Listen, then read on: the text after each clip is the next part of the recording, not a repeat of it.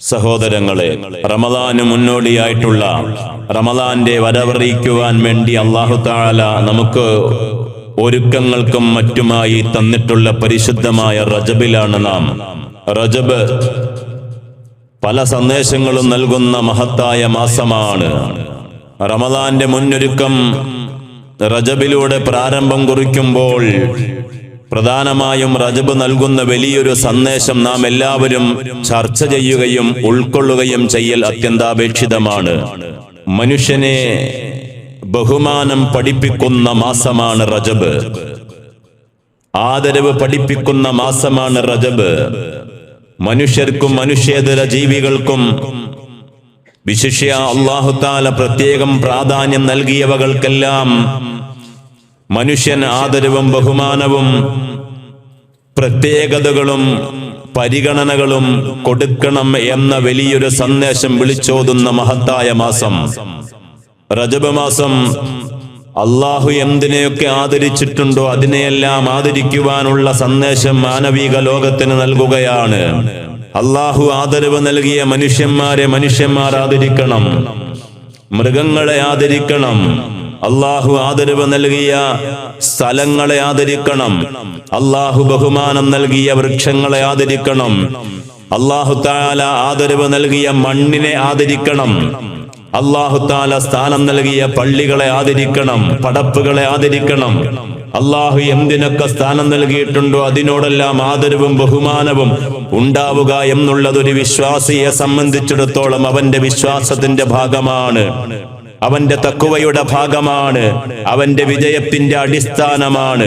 വമൻ യുഅല്ലിം ശആഇറല്ലാഹ്, ആരെങ്കിലും അല്ലാഹുവിന്റെ അടയാളങ്ങളെ ആദരിച്ചാൽ, അല്ലാഹു ആദരിച്ചതിനെ ആദരിച്ചാൽ, അല്ലാഹു പരിഗണന കൊടുത്തതിനെ ആരെങ്കിലും ആദരിക്കുകയാണെങ്കിൽ ഫഇന്നഹാ മിൻ തഖ്വൽ ഖുലൂബ്, അത് ഹൃദയത്തിന്റെ ഭക്തിയുടെ ഭാഗമെന്ന് പരിശുദ്ധമായ ഖുർആൻ.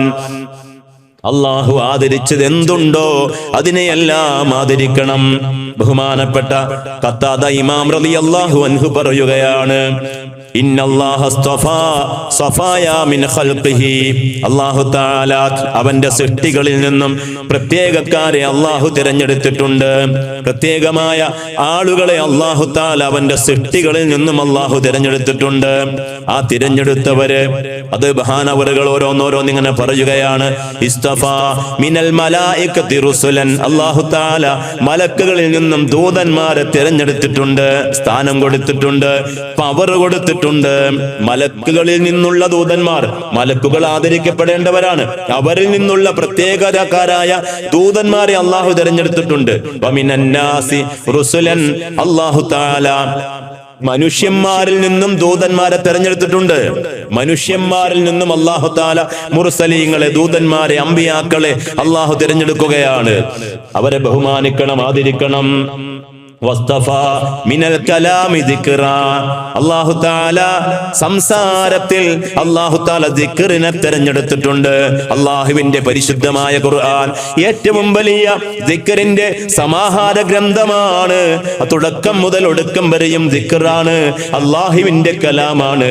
ആ കലാം ഏറ്റവും പവറുള്ളതാണ്. ഇപ്പോ സംസാരങ്ങളിൽ അല്ലാഹുവിന്റെ ദിക്റിന് അല്ലാഹു പ്രത്യേകം പരിഗണന കൊടുത്തിട്ടുണ്ട്, ബഹുമാനം കൊടുത്തിട്ടുണ്ട്. വസ്തഫാ മിനൽ അർളി മസാജിദ, അല്ലാഹു തആല ഭൂമിയിൽ നിന്നും പള്ളികളെ അല്ലാഹു തെരഞ്ഞെടുത്തിട്ടുണ്ട്. പള്ളികൾ സാധാരണ സ്ഥലമല്ല, പള്ളികൾ നിസാരവൽക്കരിക്കേണ്ട സ്ഥലമല്ല. ബഹുമാനവും ആദരവും കൊടുക്കുകയും ഒരു മനുഷ്യന്റെ ജീവിതത്തിൽ എപ്പോഴും ഖൽബ് പള്ളിയുമായി ബന്ധപ്പെടുകയും ചെയ്യേണ്ട സ്ഥലമാണ്. വസ്തഫാ മിനശ്ശുഹൂരി റമളാൻ, മാസങ്ങളിൽ നിന്നും അല്ലാഹു റമളാനിനെ തിരഞ്ഞെടുത്തു. റമളാൻ വരികയാണ്. റമളാനിനെ അല്ലാഹു തആല മറ്റു മാസങ്ങളെ അപേക്ഷിച്ച് കൂടുതൽ പവറും പ്രാധാന്യവും സ്ഥാനവും കൊടുത്ത് അല്ലാഹു തആല തിരഞ്ഞെടുത്തിട്ടുണ്ട്.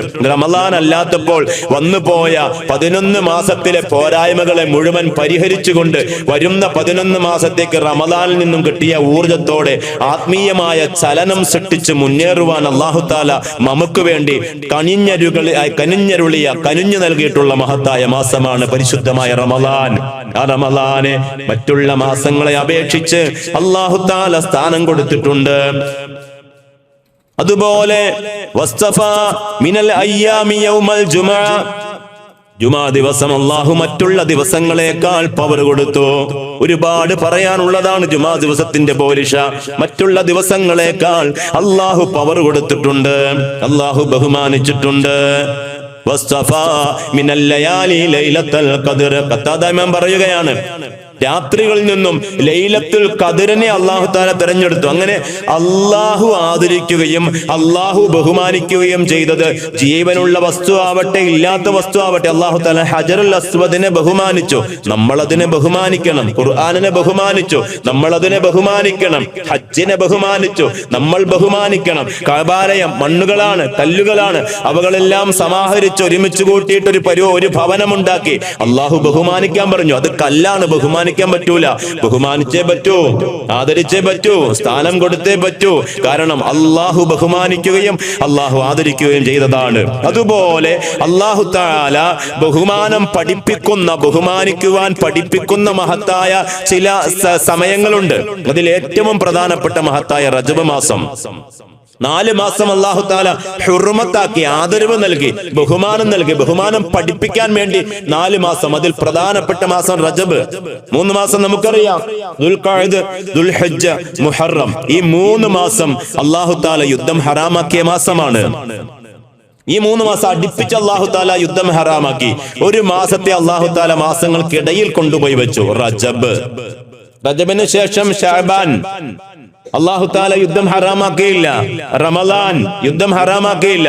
ദുൽഖഅദ്, ദുൽഹിജ്ജ, മുഹറം, ഈ 3 മാസം അതിന്റെ കൂടെ അല്ലാതെ റജബിനെയും. എന്തിനാണ് അല്ലാഹു ഇങ്ങനെയൊരു സ്ഥാനം, ഇങ്ങനെ ഒരു രൂപത്തിൽ രൂപകൽപ്പന ചെയ്തത്?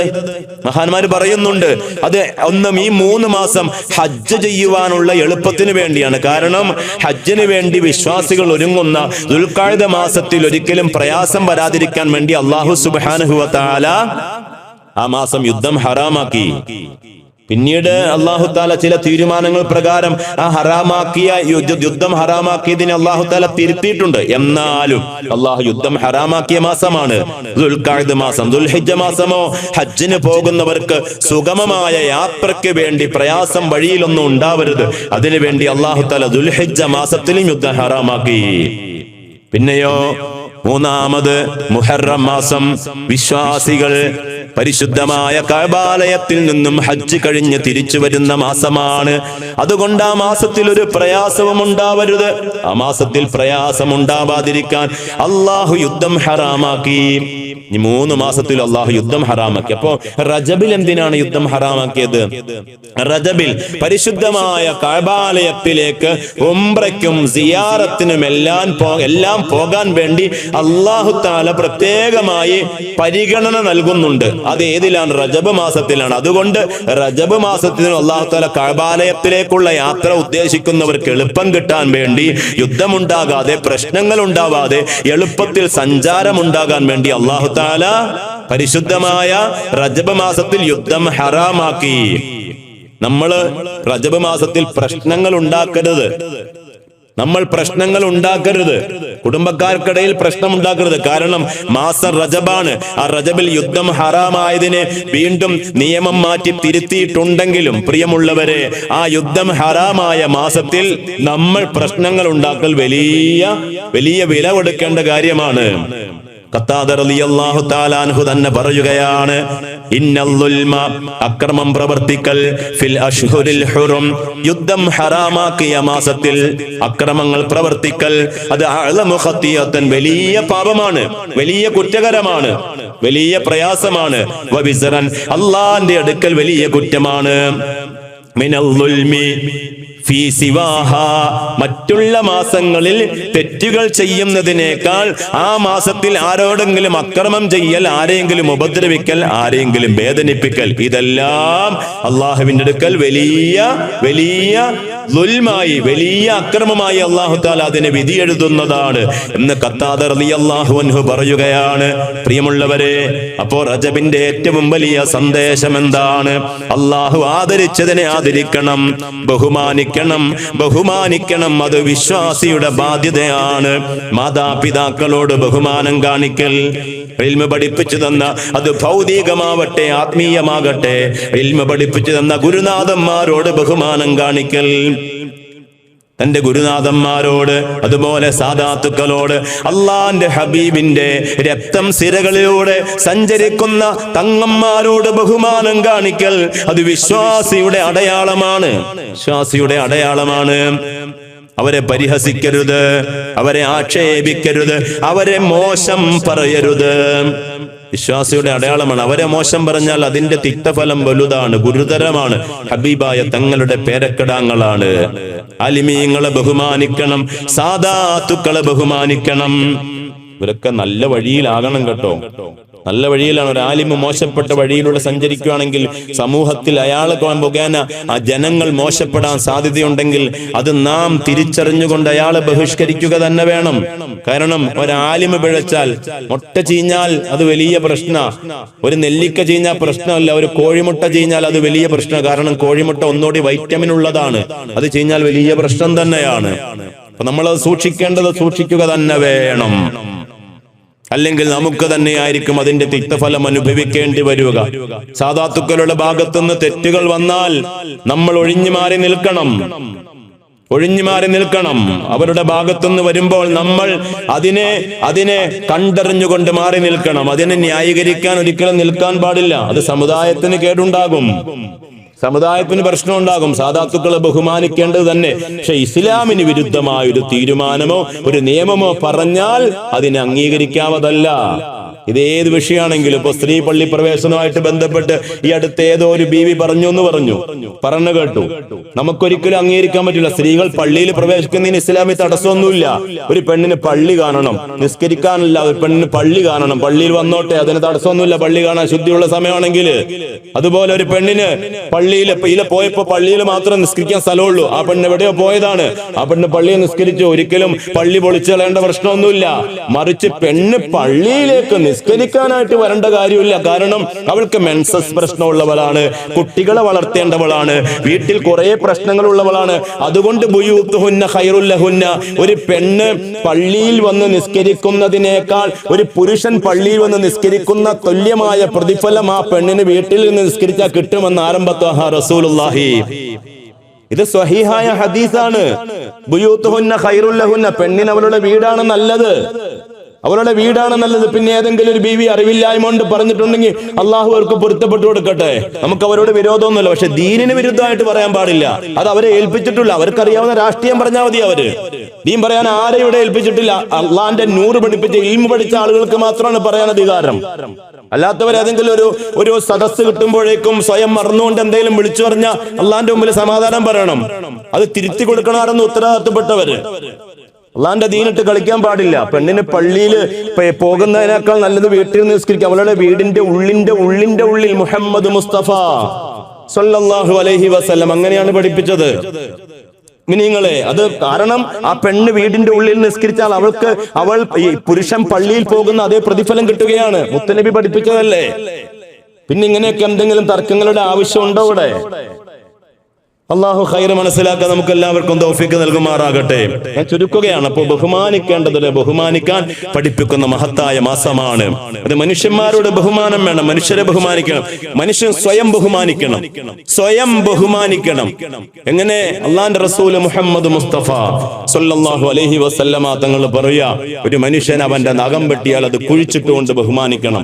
കാരണം അത് പുറത്ത് കാണിക്കേണ്ടതല്ല. ഒരു മനുഷ്യന്റെ രക്തം പുറത്തേക്ക് വന്നാൽ അത് കുഴിച്ചിട്ടുകൊണ്ട് ബഹുമാനിക്കണം. മുഹമ്മദ് മുസ്തഫ ഒരുത്തന്റെ മുടി കൊഴിഞ്ഞാൽ ആ മുടി കുഴിച്ചിടണം. പ്രത്യേകമായി അള്ളാന്റെ ഹബീബിന്റെ കൽപ്പനയാണ്. കൊമ്പ് വെച്ചു വന്ന രക്തം, ഒരാളുടെ ശരീരത്തിൽ കൊമ്പ് വെച്ചു രക്തം വന്നാൽ രക്തം കുഴിച്ചിടണം. ഒരാളുടെ അവയവം മുറിഞ്ഞു, അത് കുഴിച്ചിടണം. കാരണം അല്ലാഹു സുബ്ഹാനഹു വ തആല പ്രത്യേകമായി മനുഷ്യനെ വലഖദ് കറംനാ ബനി ആദം, ആദം നബി അലൈഹിസ്സലാത്തു വസ്സലാമിന്റെ സന്തതികൾക്ക് അല്ലാഹു നാം ബഹുമാനം കൊടുത്തിരിക്കുന്നു എന്ന് പരിശുദ്ധമായ ഖുർആൻ പറഞ്ഞതുകൊണ്ടാണ്. അതുകൊണ്ട് മുഅ്മിനീങ്ങളെ എല്ലാവരും ശ്രദ്ധിക്കുക, നന്മയിലായി മുന്നേറുക, ബഹുമാനം പരസ്പരം കൊടുക്കേണ്ടവർക്ക് കൊടുക്കുക, മനുഷ്യന്മാരെ ആക്ഷേപിക്കാതിരിക്കുക, മാതാപിതാക്കളെ, ഉസ്താദുമാരെ, സഹോദരങ്ങളെ, കൂട്ടുകാരെ, കാരണവന്മാരെ ബഹുമാനിക്കാൻ പഠിപ്പിക്കുക. എത്ര ഉപ്പമാർ തന്റെ മക്കളോട് പള്ളിയിലേക്ക് വരുമ്പോൾ, നിങ്ങൾ കാരണവന്മാര് പള്ളിയിലേക്ക് വരുന്ന സമയത്ത് നിങ്ങൾ ആ മതിലിൽ ഇരിക്കുകയാണെങ്കിൽ അവരെ കാണുമ്പോൾ ഒന്ന് എഴുന്നേറ്റ് നിൽക്കണോട്ടോ മക്കളെ എന്ന് പറഞ്ഞു കൊടുത്ത എത്ര ഉപ്പമാർ ഈ സദസ്സിലുണ്ട്. സ്വയം എന്ന് വിലയിരുത്ത്. വയസ്സായ 10-80 വയസ്സുള്ള മക്കൾ ഇങ്ങനെ പോകുമ്പോൾ, ആ പോകുന്ന സമയത്ത് ഉപ്പമാരിങ്ങനെ പോകുമ്പോൾ മക്കളിങ്ങനെ മതിലിരുന്ന് വർത്തമാനം പറയുന്നുണ്ടാകും. ഒരു പരിഗണനയും കൊടുക്കൂല. അങ്ങനെ ബഹുമാനം നഷ്ടപ്പെട്ട ലോകത്തേക്ക് എത്തിപ്പോയി. നിങ്ങൾ കബറിന്റെ മേലെ ഇരിക്കുന്നതിനേക്കാൾ നല്ലത് ശരീരത്തിൽ തീ പിടിച്ചിട്ട് ആ തീ ശരീരത്തിലേക്ക് കയറുന്നതാണെന്ന് മുഹമ്മദ് മുസ്തഫ സല്ലല്ലാഹു അലൈഹി വസല്ലം. കബറിന്റെ മേലെ കൂടെ ചാടിക്കളിക്കുകയാണ്. ഗ്രൗണ്ടും ഫുട്ബോളുകളെയും ഒക്കെ നമ്മുടെ മക്കളെ നമ്മളിൽ പിടിച്ചിർത്താൻ നല്ലതാണ്. പക്ഷേ ഈ ഫുട്ബോളൊക്കെ പോകുമ്പോ നമ്മുടെ വല്യാപ്പന്മാരുടെ കബറിന്റെ മേലെ കൂടെ ദാണ്ട കിടക്കണോ, ചാടിക്കിടക്കുമ്പോ ഒരു പരിഗണനയും ഒരു നോട്ടവും ഇല്ലാതെ, അത് നമ്മൾ പ്രത്യേകം ശ്രദ്ധിക്കണം. മക്കൾ അങ്ങനെ കളിക്കണമെന്ന് നിർബന്ധ ബുദ്ധി ഉണ്ടെങ്കിൽ ഒരു വലാഭാഗത്ത് കെട്ടിക്കൊടുക്കണം. നമ്മുടെ എത്ര വല്യാപ്പന്മാരുടെ തലയിൽ കൂടെ ഈ മക്കൾ ചാടുന്നത്, ഈ ഭാവിയിൽ മക്കൾക്ക് അതവുണ്ടാവുമോ? ഈ മക്കൾക്ക് അതവ് ഭാവിയിൽ ഉണ്ടാവും. നമ്മളൊന്ന് ചിന്തിക്കണം. ഇതൊക്കെ പറഞ്ഞു കൊടുക്കേണ്ടതും പഠിപ്പിച്ചു കൊടുക്കേണ്ടതും ചെയ്തു കാണിക്കേണ്ടതും ഈ തലമുറയിലെ കാരണവന്മാരാണ്. കാരണവന്മാർ അലംഭാവം കാണിച്ച നാളെ നമ്മുടെ മയ്യത്തിന്റെ മേലെ കിടന്ന് ഡാൻസ് കളിക്കും. നമ്മുടെ മയ്യത്തിന്റെ മേലെ കിടന്ന് ഡാൻസ് കളിക്കുന്നുണ്ട് ഇപ്പോ നമ്മുടെ പരിസരത്തൊക്കെ. നമ്മളത് ഒരു വല വെട്ടിക്കൊടുത്താൽ മതി, മക്കളുടെ ഫുട്ബോൾ ഇങ്ങോട്ട് ചാടൂല, അതും ചെയ്യൂല. മക്കളുടെ ഫുട്ബോൾ ഇങ്ങോട്ട് വരും, അവിടെ കിടന്ന് കബറിന്റെ മേലെ കിടന്ന് അങ്ങോട്ടും ഇങ്ങോട്ടും ഓട്ടം തന്നെ. ഭയങ്കരമായ ഗുരുതരമായ തെറ്റല്ലേ? കിടക്കുന്ന കാരണവന്മാരല്ലേ? എത്ര തഹജ്ജുദ് നിസ്കരിക്കുന്ന ആളുകൾ നമ്മുടെ ഈ പരിസരത്ത് കിടക്കുന്നുണ്ട്. ഒരൊറ്റ തഹജ്ജുദ് ഒഴിവാക്കാത്തവർ, അവരുടെയൊക്കെ മേലെ കൂടെ മക്കൾ ഇങ്ങനെ ചാടും. ഈ മക്കളെയൊക്കെ നമ്മൾ അത് വീട്ടിൽ നിന്നാണ് അത് പഠിപ്പിച്ചു വിടേണ്ടത്. മോനെ നീ പള്ളിയിൽ ഇരിക്കുമ്പോ 80 വയസ്സുള്ള ഉപ്പാപ്പയിൽ പോകുന്നുണ്ടെങ്കിൽ എഴുന്നേറ്റ് നിൽക്കണോട്ടോടാ മോനെ എന്ന് പഠിപ്പിച്ചു കൊടുക്കണം. അതൊന്നും മക്കൾ പഠിക്കുന്നില്ല.